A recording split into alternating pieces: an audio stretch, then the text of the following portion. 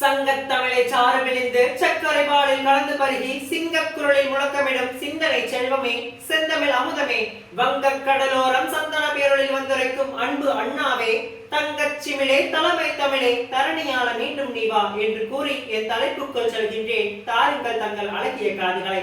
நான் இன்று பேச எடுத்துக்கொண்டுள்ள தலைப்போ அண்ணாவும் பேச்சு மேடையும்.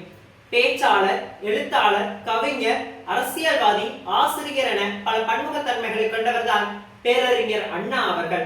அண்ணா என்று சொல்லும் பொழுதே உடல் சிலிக்கின்றது. வெற்றிலை போட்ட வாயால் ஹிந்தி பேயே வெளியே போய் என்று சொன்னார்.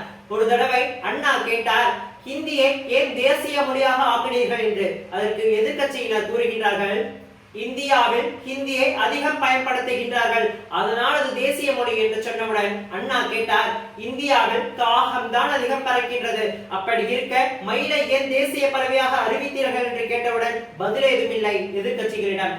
இதே போல் அண்ணாவின் பேச்சு திறமையை பரிசோதிக்க சில இங்கிலாந்து மாணவர்கள் அண்ணாவின் பேச்சு திறமையை பரிசோதிக்க பிகாஸ் என்ற ஒரு வார்த்தை 3 தடவை வருமாறு ஒரு வாக்கியத்தை கூறு என்று சொன்னவுடன் சற்றும் யோசிக்காமல் பேரறிஞர் அண்ணா அவர்கள் no sentence can begin with because is a conjunction.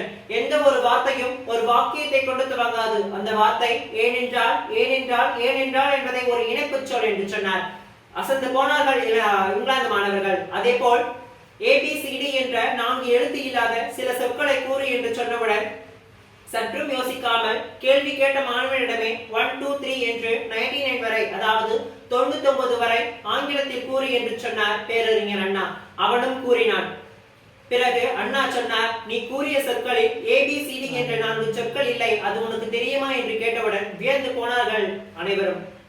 இதையெல்லாம் விட பேரறிஞர் அண்ணா அவர்களுக்கு ஒரு மேடை பேச்சில் ஒரு தலைப்பு கொடுக்கப்பட்டது. அந்த தலைப்பின் பெயர் ஒன்றுமில்லை என்ற ஒரு தலைப்பை சுமார் 15 நிமிடம் ஆங்கிலத்தில் உரையாற்றினார் பேரறிஞர் அண்ணா அவர்கள். இதிலிருந்தே தெரிகின்றது மேடை பேச்சில் அண்ணாவுக்கு நிகர் வேறு யாரும் இல்லை என்று.